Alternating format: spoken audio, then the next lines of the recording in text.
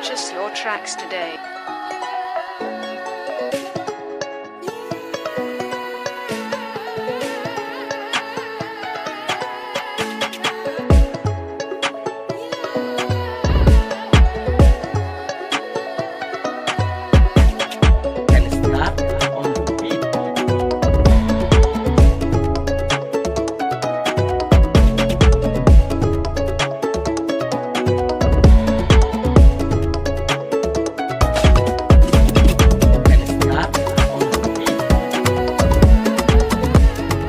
Bonjour, je suis Trief Menel. Je suis la responsable commerciale et la directrice des opérations à Vision BF.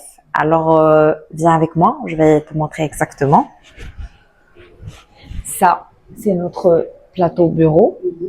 Alors là, au début, il y a le premier bureau. Voilà. Tu peux prendre des photos à l'intérieur.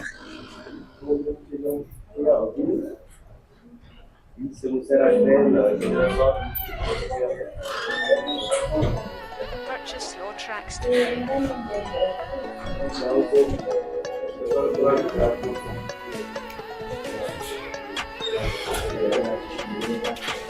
Je suis connue au Sénégal.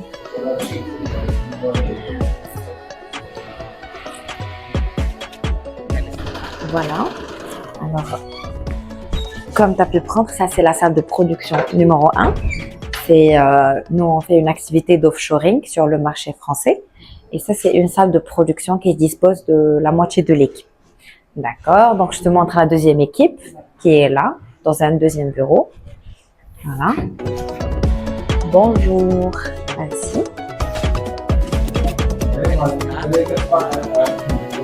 Ça va, Keita?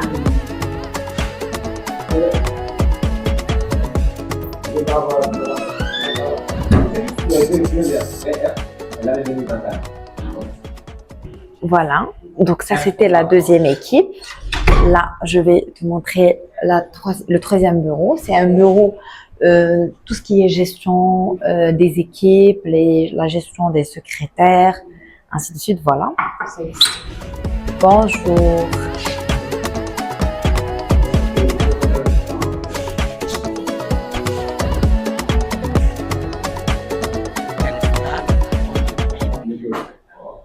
Voilà, donc là, je te présente le quatrième bureau. Ça, c'est les responsables normalement. Voilà.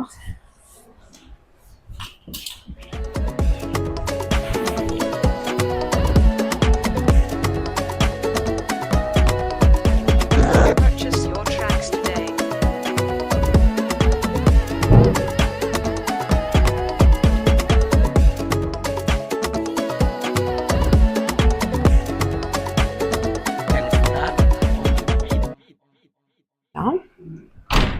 Et là, je vais te montrer la salle de pause.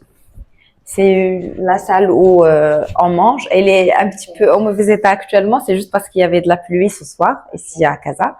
Voilà, ça c'est la salle de pause. Et on va finir en beauté. Voilà, ça c'est la direction. Voilà.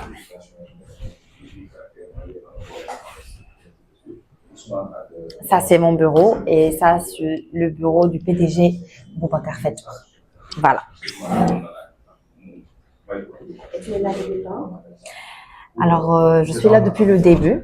Je suis là même avant la création de cette entreprise et l'entreprise a pratiquement à peu près 3 ans et demi.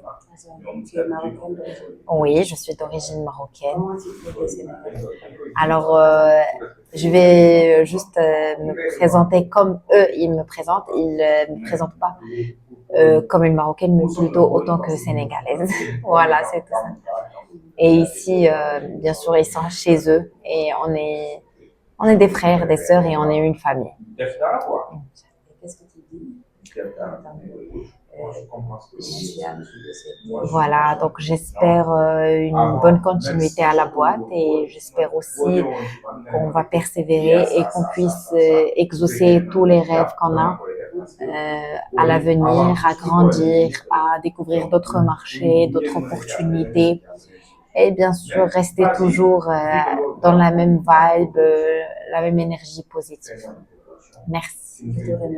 Merci à toi. Merci.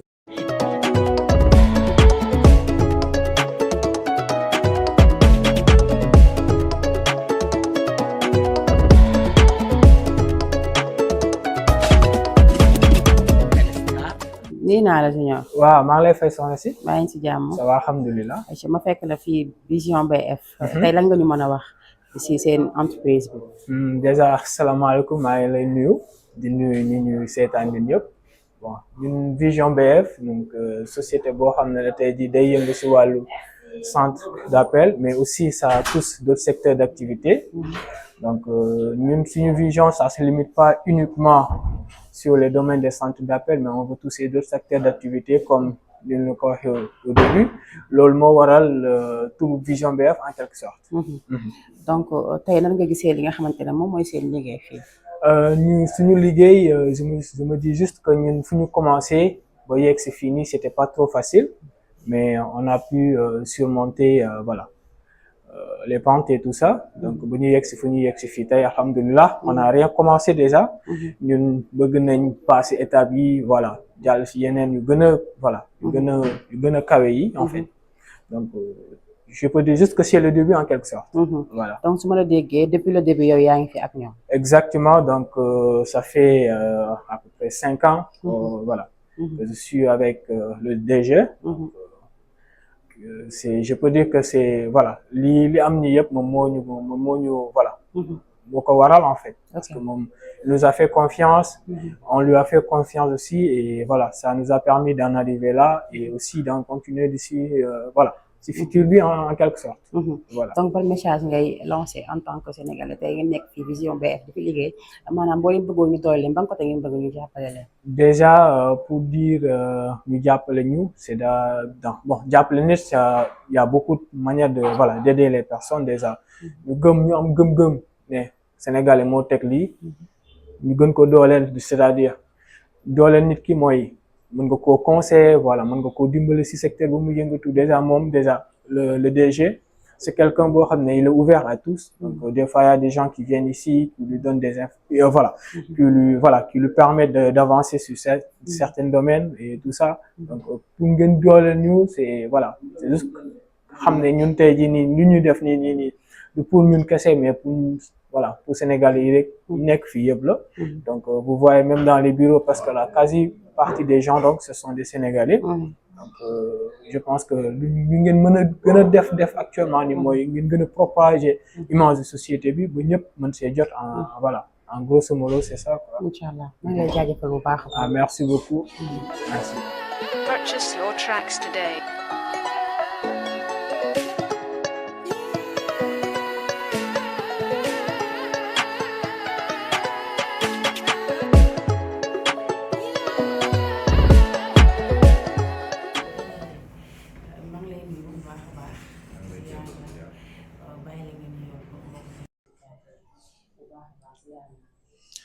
salaamaaleykum maa ngi ziar ñëpp di jox ñëpp seen wàccuwaay di la naan bismillah di la dalal ci Vision BF suñu bërëbu liggéeyukaay bi.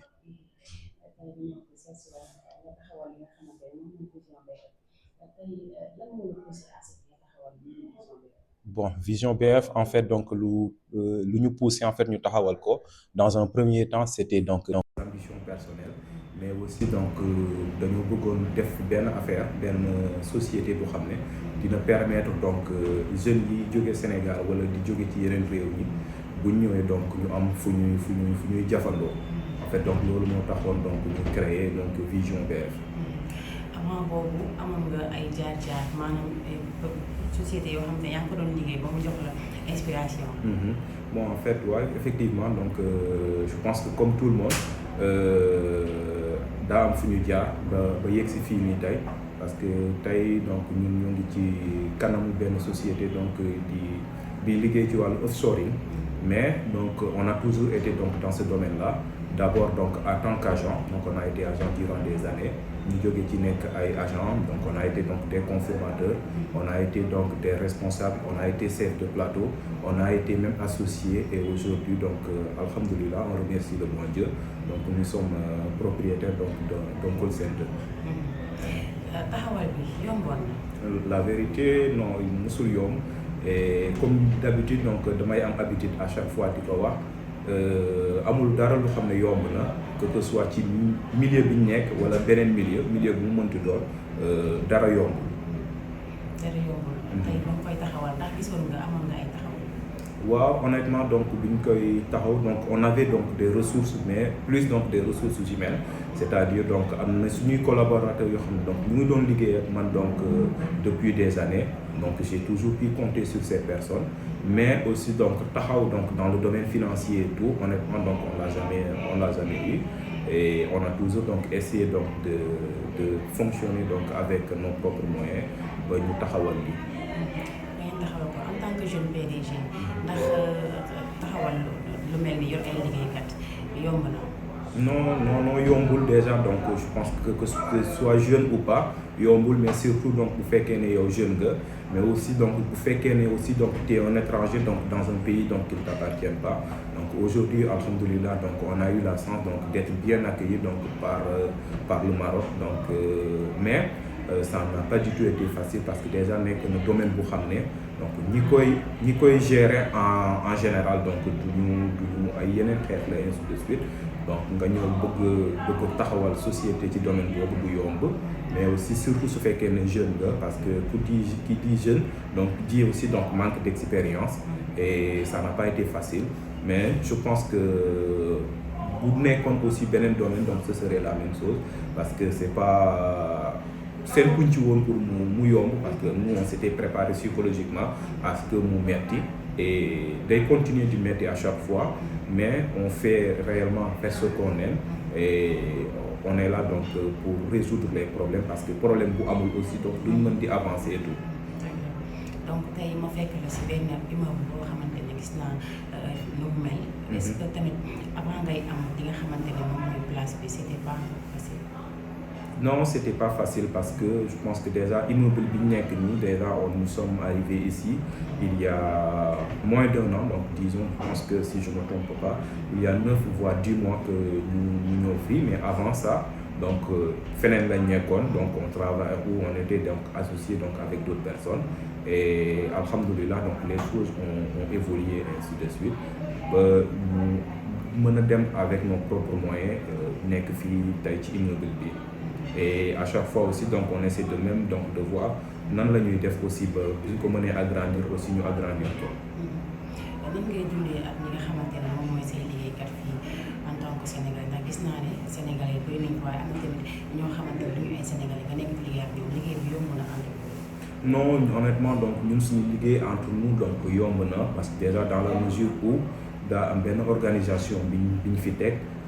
ku nekk xam nga exactement lan nga war a def ku nekk xam nga exactement yow lan mooy sa rôle ci entreprise bi te ku nekk aussi donc kiy liggéey képp ko xam ne mu ngi liggéey ci biir entreprise bi da ngay def sa liggéey comme si en fait donc yow sa propre entreprise nga nekk di liggéey et loolu lu ñu permettre ñu am ko c'est notre esprit parce que comme on a l'habitude de le dire Vision BF déjà c'est avant tout donc une famille où avant tout donc ñun dañuy privilégier donc les relations humaines après donc l'aspect financier bien bi doog a ñëw et tout et ñi fi nekk yëpp donc ce sont des personnes qui sont complètement épanouies et ñu respecter lu ñuy def mais aussi donc nekk nañ ay nit ñu xam ne donc c'est des personnes qui adhèrent à notre mentalité peu importe en fait donc leur apparence par rapport donc à leur pays et tout ou même leur apparence ethnique et tout ça parce que comme ni ñu ko seetloo c'est bien vrai que bëri na ay Sénégalais mais aussi donc am na ay yeneen xeet am na fii am na ay Marocains am na aussi donc des Marocains am na ay Ivoiriens am na ay Gabonais aussi am na aussi donc ay Congolais am na aussi donc yeneen xeet ñu xam ne donc ñu ngi liggéey ci biir Vision BF. est-ce que tey Vision BF pare na pour ubbi bunt yi képp koo xamante ne jeune la aussi bëgg def li nga xamante ne moom mooy centre d'appel ndax moom mooy seen mbir fii si biir société. Oui, bien sûr, en fait, donc Vision BF, je pense que donc, nos portes sont vraiment ouvertes donc, à tout le monde.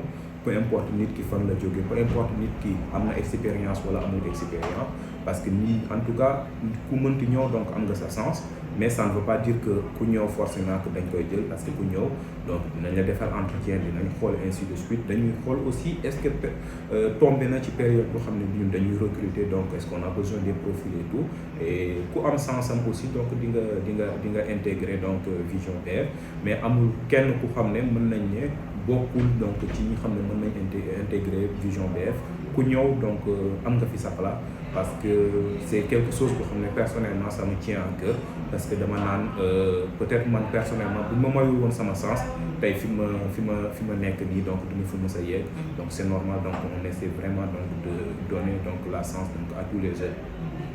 est-ce que am na ñoo xamante ne tey en tant que autorité yi nga xamante ne ñu ngi fii si Maroc waaye itam rawatina message boo xamante ne da nga koy lancer li nga xamante ne moom mooy Sénégal suñu njiitu réew ñëpp ñi nga xamante ne tey ay bonne volonté lañ nekk fii mbaa ñu nekk Sénégal lan nga leen di wax tey. Bon man li ma leen di wax déjà donc bëriwul bon pour la première chose déjà en tout cas nañ xool comment on peut aussi donc aider les jeunes parce que bien vrai que il y a des jeunes yoo xam ne ñu ngi fii donc di liggéey et tout alhamdoulilah mais aussi donc il y a des jeunes yoo xam ne peut-être ñoom ñu ngi ci ay conditions yu xaw a difficile donc nañu xool donc comment on va encore donc plus s'organiser pour ñu mën a jàppale ñooñu mais aussi donc damay lancer toujours donc message donc à tous les Sénégalais yu xam ne ñoom ñu ngi fii ci biir dëkk bi di leen wax aussi donc nañ continuer di xool nan la ñuy def aussi pour mën a jàppalante parce que je pense que bu ñu jàppalante rek donc ñun ñëpp donc dinañ ci mën a génn donc réew mi yaatu na ku nekk donc xaj nga ci affaire yi donc nañ gën a jàppalante ñu gën a doon benn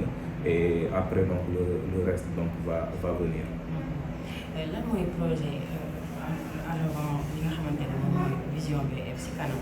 bon Vision BF déjà donc day continuer ci lancé bu mu nekk parce que Vision BF donc benn entreprise la bu xam ne peut-être tey ñu ngi ko xamee plus donc dans le domaine de l'offshoring donc dans le domaine des call centers Inch'Allah donc dañuy continuer donc di gën a liggéey ci domaine boobu mais Vision BF donc yemul seulement donc dans le domaine des call centers parce que day yëngatu ci wàllu événementiel Vision BF donc day yëngatu surtout donc ci wàllu sport et tout mais aussi donc Vision BF donc mu ngi waajal ay yeneen projet donc dans d'autres domaines xam ne ñu ngi koy toog ba ainsi de suite et Inch'Allah moom yooyu bu ñoree aussi donc dinañ la invité aussi nga ñëw ñu partager lépp gën cee yaatal et tout Inch'Allah. lan mooy définition Vision BF. Vision en fait donc vision donc comme vision mais BF donc ça fait référence donc à ma personne donc de Boubacar Fedior mais c'est pas en fait donc ma personne en tant que telle parce que en fait donc quand on parle de Boubacar Fedior donc ça fait plus donc parler en fait donc de l'ambition de la personne de sa manière en fait donc de fonctionner sa manière de travailler parce qu'en fait donc c'est quelqu'un ku xam ne quand il se fixe donc des objectifs donc il essaie toujours en fait donc de les dépasser c'est quelqu'un ku xam ne aussi donc qui cherche toujours à travailler avec efficience et efficacité donc modèle donc de personne boobu donc modèle boobu en fait donc on a voulu donc que ñëpp inspiré en fait donc ci modèle de travail boobu c'est pourquoi donc on a appelé donc la société Vision BF comme ça ku mënti ñëw da ngay ñëw donc ci modèle boobu ngay jéem copier ci modèle de liggéey boobu donc ngay adhérer loolu moo waral en fait Vision BF comme ça ku mënti ñëw donc vision boobu en fait ngay am moo lay permettre donc nga mën a évoluer et Dieu merci donc ñëpp ñuy ñëw fii dañuy ñëw donc adhérer donc ci vision boobu et c'est ce qui nous permet réellement donc d'avancer parce que comme ni ma ko waxee aussi donc en dehors de tout ça donc donc Fedior Boubacar aussi donc c'est une personne donc qui tient énormément à la famille donc qui tisse toujours donc des liens donc des liens humains et qui favorise toujours donc l'humain donc à l'aspect financier et tout donc dañuy bëgg képp ku mën di ñëw tey am vision boobu moom lay doxee donc c'est ça donc veut dire Vision BF. ban message ngay jox li nga xamante ne moom mooy jeunes yi nga xamante ne ñoo bëgg devenir comme Vision BF. bon jeunes yi en fait donc message bi ma leen di jox mooy àdduna en fait donc dara yombul mais s'il y a une chose en fait donc qu'il faut toujours retenir c'est que liggéey rek mooy fay. lu dul liggéey en fait donc di fay et étant jeune donc ça ne nous empêche pas donc d'être ambitieux il faut toujours être ambitieux mais aussi donc d'acquérir donc de l'expérience donc d'essayer toujours donc d'avancer amul yoon bu xam ne dina yomb donc képp ku xam ne jeune nga tu vas donc être toujours donc confronté donc à des problèmes et tout mais à chaque fois dis-toi que problème yooyu donc c'est en les résolvant donc tu vas donc continuer donc à avancer dans ta vie lu mënti xew moom da ngay jàpp toujours en fait donc suñu borom moo ko teg sa kaw te suñu borom moom defe naa ne du teg kaw nit lu mu antanul et boo amee esprit boobu donc nga am ambition et tout donc tu vas t'en sortir et liggéey rek mooy fay donc lu yomb moom vraiment fayul kenn. Il faut être ambitieux, donc il faut donc se fixer des objectifs, mais toujours donc de rester en fait donc dans tout ce qui est légal, parce que c'est très important. Des fois, il faut être ambitieux et ainsi de suite. On a l'habitude de le dire, mais ça ne veut pas dire aussi donc que tu def lu xam ne waroo ko def, mais toujours en fait donc liggéey mais légalement et après donc le reste ça va venir. Ce mot de la fin. Non, mot de la fin déjà donc dama lay remercier donc par rapport ak ñëw bi nga fi ñëw, mais aussi donc toujours donc comme j'ai toujours l'habitude de le faire. Aujourd'hui man su ma taxawee fii di def interview donc c'est pas forcément donc grâce à ma personne. Il y a eu des gens sur lesquels donc j'ai pu compter durant des années, donc c'est mes collaborateurs depuis toujours, donc ñoom ñëpp maa ngi leen di remercier di leen jox ñoom ñëpp seen wàccuwaay, donc mais aussi donc je remercie carrément donc ma famille parce que j'ai pu compter en fait sur le soutien indéfectible donc de ma famille depuis toujours, et di remercier aussi donc suñuy autorités yi xam ne ñu ngi fii ci biir dëkk bi di fi def liggéey bu mucc ay donc di ñu accompagner en tant que jeune et tout, mais aussi donc di nuyu tous les Sénégalais yi nga xam ne ñu ngi ñuy seetaan, mais aussi di nuyu aussi ñëpp xam ne peut-être ay Sénégal ak duñu ay Sénégalais mais ñu ngi ñuy jàppale, donc on tisse de très bons liens donc avec le temps, donc maa ngi remercier ñëpp et toujours donc di comme ni ma amee habitude di ko wax liggéey rek mooy fay, donc on se donne rendez-vous tous au sommet. Merci. Merci à vous.